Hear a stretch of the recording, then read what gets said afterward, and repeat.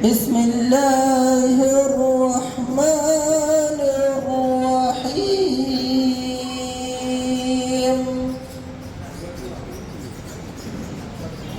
إذا السماء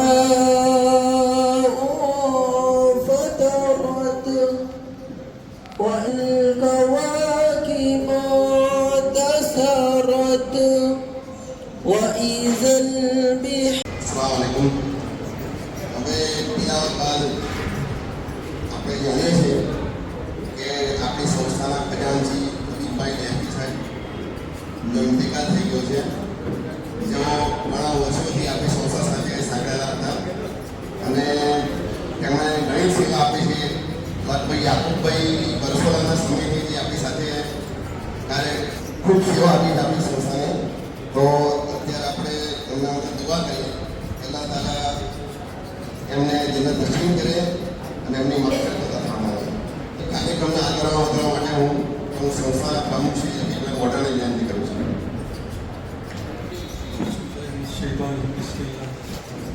अस्सलामु अलैकुम वरहमतुल्लाहि वबरकातुह. આજની આ ત્રિમાસિક સભામાં ઉપસ્થિત સિનિયર સિટીઝન સંસ્થાના ઉપપ્રમુખ ઈશાકભાઈ મોટાલા, આપણા કાર્યશીલ સાથી મિત્રો ઇકબાલભાઈ મહેમદ કે જે અનેકવિધ સંસ્થામાં કાર્યરત છે. કાર્યક્રમના આજની સભાના અમીર કે યાકુબભાઈ કાપડિયા તેમજ સમાજના લાગણીશીલ મારા સાથી મિત્રો અને સાજીદભાઈ લેરકી તેમજ સંસ્થાના કારોબારી સભ્યો, આપ સૌનું હું રફીકભાઈ મોટાના તહે દિલથી સ્વાગત કરું છું. મિત્રો, હું આપણી સંસ્થા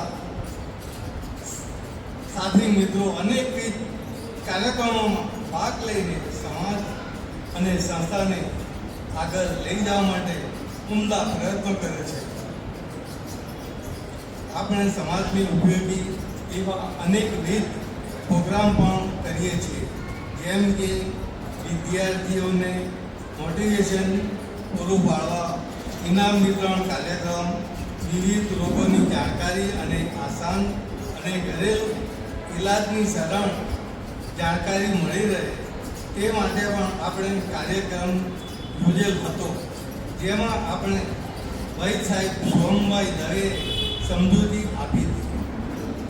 એટલું જ નહીં, આપણી સંસ્થાના સાથી મિત્રો અન્ય સંસ્થાના કાર્યક્રમોમાં પણ ભાગ લે છે અને વિજેતા બની ઇનામના હકદાર બનીને સંસ્થાને ગૌરવશીલ બનાવે છે. ફેડરેશન ક્લબ દ્વારા સિટીઝન ઝુમખાના મેદાન ઉપર કેરમ બોર્ડ સ્પર્ધાનું આયોજન કરેલ હતું, જેમાં મારી સાથે અન્ય મિત્રોએ પણ ભાગ લીધેલ હતો, જેમાં હું અને હબીબભાઈ લેરકી સેમિફાઇનલમાં આવ્યા અને ફાઇનલમાં હબીબભાઈ ગરીબદાસ વિજય બન્યા હતા. તારીખ 30/1/25ના રોજ ફેડરેશનની વાર્ષિક સભામાં તેમને એવોર્ડ આપીને સન્માન કરાવ્યું હતું. એ મોટી મિટિંગ હતી, વાર્ષિક મિટિંગ ફેડરેશનની. એમાં મોટો હોલ 5000 વ્યક્તિમાં એવો મોટો હોલ ત્યાં મિટિંગ હતી ને સ્ટેજ ઉપર બોલાઈ અને એમને એવોર્ડ આપ્યો હતો અને સન્માન પત્રક એ આપ્યું હતું. હબીબભાઈ લેરકીને ફર્સ્ટ નંબર આવ્યો હતો, જેની નોંધ ફેડરેશન ક્લબ દ્વારા લેવામાં આવી હતી અને તેઓએ આંબેડકર હોલ બીજ રોડમાં સન્માન સમારંભમાં સંસ્થાના ખજાનચી અને મને આમંત્રિત કર્યા હતા અને સન્માન પણ કરવામાં આવ્યું હતું. ફેડરેશન ક્લબની વાર્ષિક પ્રોગ્રામ કે જે યોગી ફાર્મ પીપલા ખાતે યોજેલ હતો, તેમાં 70 જેટલા આપણી સંસ્થાના સભ્યો મિત્રોએ પાસ લઈને કાર્યક્રમમાં ઉપસ્થિત રહ્યા હતા. હવે હું વાત કરું આપણી સંસ્થાના ખજાનચી હબીબભાઈ લેરકી, જે મારા દોસ્ત અને સાથીદાર હવે આપણી વચ્ચે ઉપસ્થિત નથી, તેનું મને ખૂબ દુઃખ છે. અલ્લાહ તેઓને જન્નત નસીબ કરે, આમીન, એવી દુઆ કરું છું. અને એમની જગ્યાએ ખજાનચી તરીકે યાકુબભાઈ ઉસ્માનભાઈ કાપડિયાની નિમણૂક કરવામાં આવી છે. હવે વધારે સમય ન લેતા અમર સાહેબ જે કાર્યશીલ છે ને દરેક સંસ્થાઓમાં બધે એમને આમંત્રણ આપે છે અને એમને આપણે બોલાવેલા છે. આપણી આમંત્રણને માન આપીને એ આવેલા છે. એ થોડોક સંજોગ વસાત. અસલામુઅલૈકુમ. યુનિટી સિનિયર સિટીઝન કાઉન્સિલના પ્રમુખ મારા મિત્ર રફીકભાઈ, ખજાનચી યાકુબભાઈ, ઇશાકભાઈ તથા સૌ મારા વડીલ મિત્રો અને બહેનો, આજે આપની વચ્ચે ઉપસ્થિત થવા મને ઘણો આનંદ થાય છે. અને આ સંસ્થા યુનિટી તમે લોકોને આ ભેગા મળીને આ વયોવૃદ્ધ જીવનની માનતા જોઈને મને પણ થાય છે કે કેટલું સરસ આ લોકો પોતાના જીવનને મળી ગયા. જે મિત્રોની આપણી વચ્ચેથી અલવિદા થયા, હબીબભાઈ લેરકી, જે ઉલ્લેખ થયો કે કેરમ સ્પર્ધામાં સિટી જિમખાનામાં મારી સામે સેમીફાઇનલમાં હતા. આગલા રાઉન્ડમાં એમને રમતા જોયા હતા અને મારે એમની સામે રમવાનું આવ્યું એટલે મારા હાથમાં તો ધ્રુજતા થાય કે આપણે હારી ગયા. પણ ઘટના એવી ઘટી, એમની બ્લેક મૂકી હતી ને મોટા ભાગની મારે 4 કે 5 કુકીઓ તો વ્હાઈટ પડી હતી અને એમની એક બ્લેક કુકી એને સ્કીન રહ્યો હતો. અને કુદરતી એમણે એવી ભૂલ કરી કે પહેલાં કિંગ પાડવો પડે અને પછી બ્લેક કિંગી પાડવી પડે અને કવર કરવો પડે. તો એમણે ભૂલ કઈ કરી, પહેલી બ્લેક કુકી પાડી ને રેફરીએ એમને મને બિચારા જાણ કર્યું. એટલે એક એવી ઘટના એકદમ અપ્રોત થઈ ગયા, કારણ કે એમને હતું કે હું જીતી ગયો છું, પણ ઉતાવળમાં અતિ ઉત્સાહમાં એમણે જે કિંગ પાડવો જોઈએ એના બદલે બ્લેક કુકી પાડી અને મને વિજેતા બનાવી દીધો. એવા મિત્ર આપણી વચ્ચેથી અલવિદા થયા છે. આપણે અલ્લાહ તાલાને દુઆ ગુજારીએ કે અલ્લાહ પાક એમને જન્નતમાં આલા મકામ અતા કરે અને આપણને પણ હિદાયત આપે કે આપણું પણ હવે શેષ જીવન છે, એ શેષ જીવન સારી રીતે સુખમય રીતે પસાર થાય. તો એના માટે પણ હું એક વાત કહીશ તમને કે એક વાયજમાં તમારા સમાજમાં તો બહેનોને પણ અલગ વ્યવસ્થા હોય છે વાયજની. એટલે બેન એવા કે વાયજ મને દિનને બહુ માને એમ, અને વાયજો બધા સાંભળે જાય. એમના પતિ ધંધા રોજગારમાં વ્યસ્ત. એક દાડો કે આજે તમારે મારી જોડે આવવાનું છે, વાયજ સરસ છે, ઘોડાના બહુ સરસ વાયજ કરે છે, એટલે કે તું જઈ આવે એટલી જાણે મારું શું કામ છે હવે એમાં. કે ના, આજે તો તમારે આવવું જ પડશે. બહુ આગ્રહ કર્યો એટલે ભાઈ ગયા વાયજ સાંભળવા માટે. એટલે ભોળાનાએ વાયજમાં કહ્યું કે માણસ આખી જિંદગી પૈસાની પાછળ દોડ કરે છે અને વયોવૃદ્ધ અવસ્થામાં પણ એનો જે મોહ છે પૈસા પાછળનો એ છૂટતો નથી.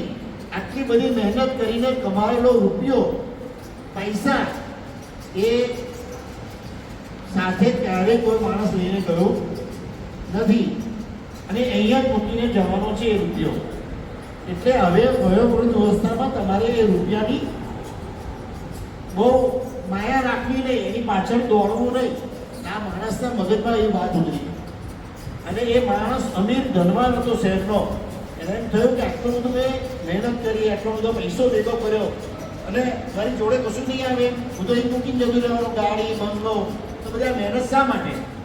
તો એણે ચિંતામાં વિચાર કરવા લાગ્યો કે એવો કોઈ વસ્તુ નથી કે આ બધું જોડે લઈ જવાય. તો એક દિવસ એનો મિત્ર આવ્યો અને કહે છે તારા ચહેરા પર ચિંતા કેમ છે? તો કંઈ તકલીફ છે, કંઈ બીમાર છું તું? કે ના યાર, એ મને ચિંતા પડી ગઈ. હું વાયા સાંભળવા ગયેલો ને ત્યાં મોલાનાએ આવું કીધું ત્યાં તારું બધું કશું કામ આવવાનું નથી, પણ કોઈ એવો રસ્તો કરો કે આ બધું મારી જોડે આવે. તો પેલો મિત્રો હોશિયાર હતો રફીક કહી દેવો, એટલે કે આવે ને કેમ ના આવે, કોણ ના પાડે છે કે બધું તારી જોડે આવે. તો કે એનો કયો રસ્તો છે તને? તો જો તને બતાડું કે જો આપણે અમેરિકા જવું હોય તો અમેરિકામાં રૂપિયા ચાલે ખરા? તું લઈને જવું અમેરિકા તો તારે શું કરવું પડે? એ રૂપિયાને તારે ડોલરમાં કન્વર્ટ કરવા પડે તો એ રૂપિયા તારા કામ. તું યુકે જો તો એ ત્યાં આગળ આ રૂપિયા ચાલે તારા તો કે ના ચાલે. તો ત્યારે ત્યાં શું કરવું પડે? તારે એ રૂપિયાને પાઉન્ડમાં કન્વર્ટ કરવા પડે. તો હે બરાબર, તારી વાત સાચી છે. હવે જો તારે આ બધું જોડે લઈ જવું હોય તો જે ભેગું કર્યું છે, જે કમાયું છે, ધીમે ધીમે બધું વાપર. તું ગરીબ લોકોને દાન કર. તું તારા સગાવાલાઓમાં યતીમો છે, વિધવા છે, તું એને આપ. તો અલ્લાહ તાલા આ બધું તારું ત્યાં ભેગું કરશે. અને જ્યારે તું ત્યાં જઈશ ને ત્યારે બધું તને ત્યાં મળશે. આખી જિંદગી કર કસર કરીને માણસ જે જીવેલો એની આંખ ખુલી ગઈ કે હવે ટાઈમ આપણી જોડે ઓછો છે ને ક્યારે જવાનું થાય. આપણે જોયું કે હબીબભાઈ આગલા દિવસે આપણી સાથે પેલા પ્રોગ્રામની અંદર હતા અને જે લોકોએ સાંભળ્યું ને કે હબીબભાઈ ગયા તો એ લોકો સાચું માનવા તૈયાર હતા. ગઈકાલ તો આપણે મળ્યા છે અમને. એટલે જિંદગી કા ક્યા ભરોસા, ये किसी का देती साथ नहीं, जिंदगी का क्या भरोसा. એટલે હું આજે હું પણ મારી જાતને એમ કહું છું કે પહેલા કહેતા પહેલા તું પણ આ વસ્તુ કરજે ભાઈ. માત્ર કહીને તું છૂટી ના જતો કે તારા માટે આ કામનું જ છે. એટલે અલ્લાહ તાલા મને પણ એની પહેલી હિદાયત આપે અને મારા પણ જતાં પહેલાં મારું પણ જે છે એ પણ અહીંથી હું સારા કર્મો કરીને જાઉં. અને જો તમે પણ કરશો તો મને પણ ફાયદો છે, કારણ કે તમે સાંભળીને કર્યું છે. અલ્લાહ તાલા કહેશે કે તે કહ્યું હતું ને એટલે પેલા આ કર્યું. એટલે મહેરબાની કરીને ખુલ્લા દિલથી દાન કરો, સારા કર્મ કરો અને હંમેશા હસતા રહો, લોકોને મળતા રહો. જે લોકો અહીંયા પહેલા આવે છે ને અહીંયા શરૂઆતમાં એ લોકો ખરેખર ખુશનસીબ છે. એ જીવનને જીવી જાણે, એ જીવનને માણે છે. હવે જે લોકો મોડા આવશે ને એને જે મેં વાત કહી ને એ વાતની ખબર નહીં, એટલે એમણે ગુમાવ્યું અને તમે કંઈક મેળવ્યું છે. એટલે સંસ્થાની મિટિંગમાં આપણે વહેલાસર આવીએ, દરેક પ્રવૃત્તિમાં આપણે સક્રિય રહીએ અને આપણે સૌને હળી મળીએ. હળીએ મળવાથી આપણા જો છે ને કે હર મર્જ કા इलाज दवा में नहीं होता, हर मर्ज का इलाज दवा में नहीं होता, कुछ दर्द तो दोस्तों को मिलने नहीं मिट जाते. અહીંયા આવાથી મિત્રો સાથે હળવા મળવાથી, વાતચીત કરવાથી, હસવા બોલવાથી ઘણા બધું દિલ આપણું હળવું થઈ જતું હોય છે. ઘણી વાતો આપણે આપણા દોસ્તોને આપણે કહીને એનો કોઈ રસ્તો મળી જતો હોય છે. એટલે કાર્યક્રમમાં મિટિંગમાં આપણે સમયસર આવીએ અને સૌ મિત્રોને મળતા રહીએ. વધુ સમય ન લેતા એક નાની બીજી સાથે વાર્તા કહી દઈશ. વયોવૃદ્ધ અવસ્થામાં તકલીફ છે તો તમને પણ હશે.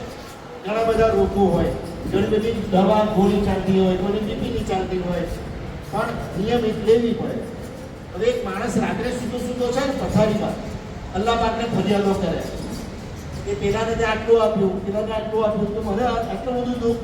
સવાર પડે તો ગોળી લઈને સવાર પડે, ગોળી લેવી પડે, ખાવા દેવું તો જરાક ઇન્જેક્શન લેવું પડે, પેલું મીઠું ખવાય નહીં માંગતી. આ બધું આટલું બધું જે આવ્યું, મને રૂપિયા આપ્યા, પૈસા આપ્યા, કરવાના શું કે મારે તો ખાવાનું તો છે નહીં. તો પછી એમ ફરિયાદો કરતા કરતા તો માણસ સૂઈ ગયો. એટલે એને સપનું આવ્યું. સપનું આવ્યું તો કે અલ્લાહ પાકે જાહેર કરી દીધું એટલે જેના બી જેટલા બી દુઃખ છે ને એ બધા પોટલામાં બાંધી અને એક જગ્યા પર આવીને દિવાલે જે ખીડીઓ ટાંકેલી છે ને એ ખીડીઓ પર તમારા બધાના પોટલા લગાવી દો. નગર છે બધા મોટા મોટા માણસો એ બધા પોતાના દુઃખના પોટલા બાંધી અને ત્યાં લટકાયા. પછી અલ્લાહ પાક પેલા માણસે જેને ફરિયાદ કરી હતી ને એને કહ્યું, હવે જો સાંભળ, તને એમ લાગે છે ને કે તારી જે દુઃખનું પોટલું બહુ મોટું છે, વજનદાર છે, તે એક કામ કર, આ જેટલા બી પોટલા અહીંયા લટકેલા છે ને એમાંથી કોઈ એક પોટલું તને જે હલકું લાગતું હોય ને તું લઈ લે. હવે એને જોયું કે પેલું નગર શેઠવાળું છે ને એને તો ગાડી છે, બંગલો છે, નોકર છે, ચાકર છે, એટલે એને બહુ તકલીફો ઓછી હશે. એટલે એણે વિચાર કર્યો કે લાવ નગર શેઠનું પોટલું લઈ લો. તો ઉચકવા ગયો ને એટલે એના પોટલા કદાચ 3 ગણો વજન નગર શેઠનો પોટલા છે. હવે કે સારું આ તો લેવાય નહીં, આ તો આપણાથી ઉચકાતું જ નથી. પછી બીજું કોઈ પોટલું બીજા માણસનું ઉચક્યું, એ એના કરતા વજનદાર. પછી અલ્લાહ પાકને કહે છે, ભાઈ મારે બીજા કોઈનું પોટલું નથી જોતું, પોટલું છે ને એ જ બરાબર છે. એટલે આપણે પણ આપણા દુઃખના માટે અલ્લાહ તાલા આપણે જેટલું સહન થાય ને એટલું જ આપણને આપેલું હોય છે. એટલે આપણે અલ્લાહ પાકનો શુકર માનીએ કે તું જે હાલમાં અમને રાખે એમાં તું સાર રાખજે, આપણે સૌ તંદુરસ્ત રહીએ, વ્યસ્ત રહીએ, મસ્ત રહીએ અને આ રીતના બધા હળી મળીને આપણે મળતા રહીએ, વૃદ્ધ જીવનને એન્જોય કરતા રહીએ. મને જે તક આપી એ માટે હું યુનિટી ટ્રસ્ટનો કાઉન્સિલનો ખૂબ ખૂબ આભાર માનું છું. શુક્રિયા, જઝાકલ્લાહ ખૈર. જે રીતે ઇકબાલભાઈ સાહેબે કહ્યું એવી રીતે ઈસલીમાં પણ કહે કે અલ્લાહ તાલા એમ કહે છે કે એક વ્યક્તિને હું એટલું દુઃખ આપું છું જેથી એને સહન શક્તિ આપી. એટલે બિલકુલ 100% એમની વાત સાચી છે. કોઈ પણ વાત વિચાર તો મને બહુ દુઃખ છે તો સાથે સાથે એમને પણ શ્રેણી પરીક્ષા લે છે. કોઈને પણ એની સહન શક્તિની મર્યાદાથી વધારે તકલીફ બધા કોઈને આપો.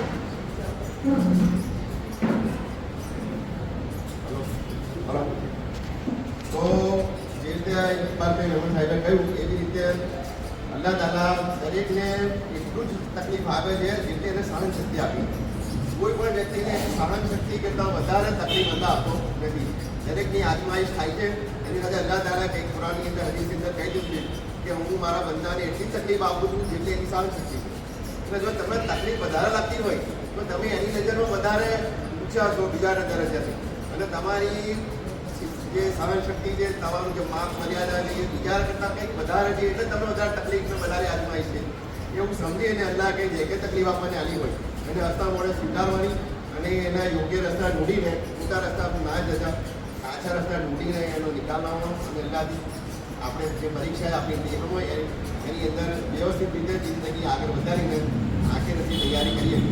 એવી રીતે બીજી વાત કે યુનિટી સિનિયર સિટીઝન આપણે જે આ કાઉન્સિલ જે બની છે સંસ્થા એનો મકસદ એક જ છે કે આપણે બધા હવે ઉંમર થઈ ગઈ આપણી એટલે આના રાખીએ કે ભાઈ હું આ ઉંમર મેં બસ આ ઉંમરમાં જ આપણે ગેમ ખોલીને રમવાનું છે ને બોલવાનું, તો જ આપણે આપણી જિંદગી સાચી રીતે જીવી શકીએ.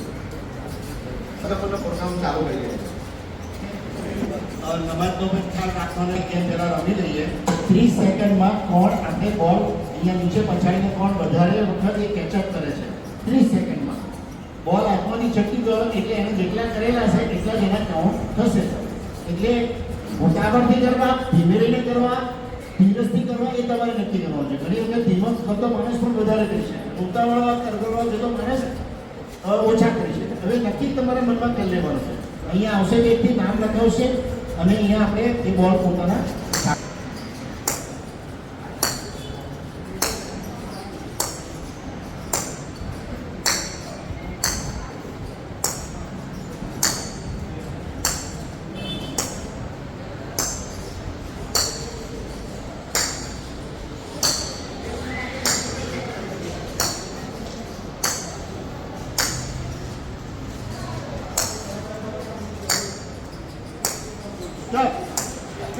ભાઈ દુબઈમાં અને તારે લડકીનો નંબર આવે છે. સ્ટાર્ટ.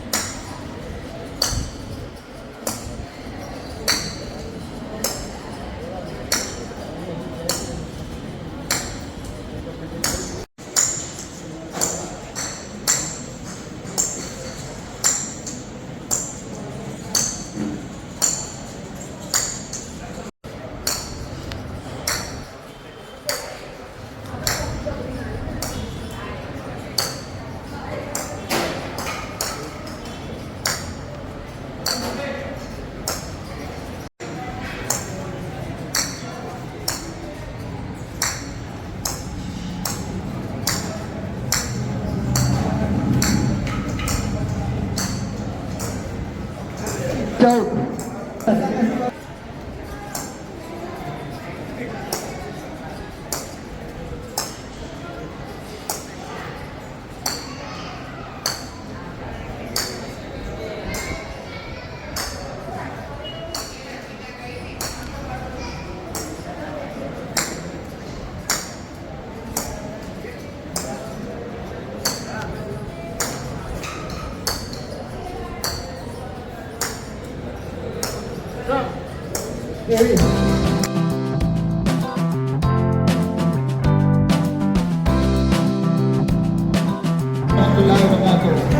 બિસ્મિલ્લાહ.